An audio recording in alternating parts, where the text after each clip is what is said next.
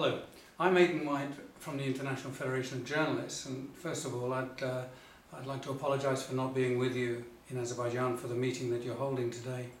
I must say this meeting is tremendously important.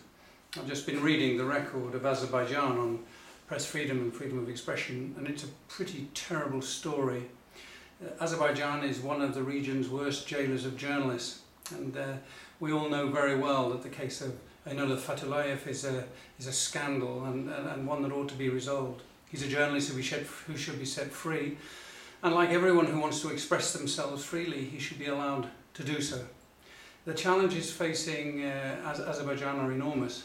The country needs to develop, it needs to improve its democratic standing in the world, and it needs to become a partner with other countries in the region and around the globe in furthering democracy, press freedom and democratic development.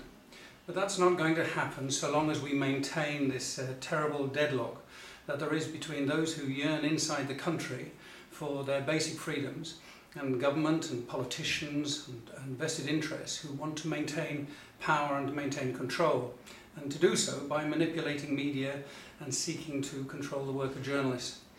Now, we have to find a way through this deadlock, this impasse, and it's extremely important that the work that you do today tries to identify some way forward.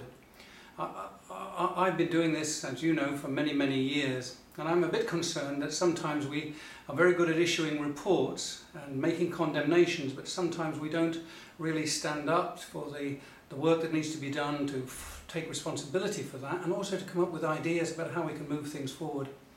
I hope that you'll be able to do that today by identifying new strategies, new ways in which we can promote a dialogue with the authorities and with government.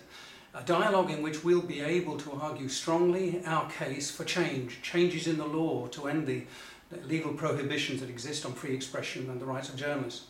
Changes in policy that at the moment create an atmosphere of intimidation for those involved in the independent media sector. And changes above all that will create an enabling environment for everyone to be able to express themselves freely. It's not going to be easy to promote a dialogue with, very clearly, a government that's very strong and also single-minded, but we need to change their mind. It's going to be a hard task that we face. I wish you well in all of the discussions that you're going to have today, and I hope you come up with ideas that will take us forward. And I can assure you of one thing: the International Federation of Journalists will support you every step of the way.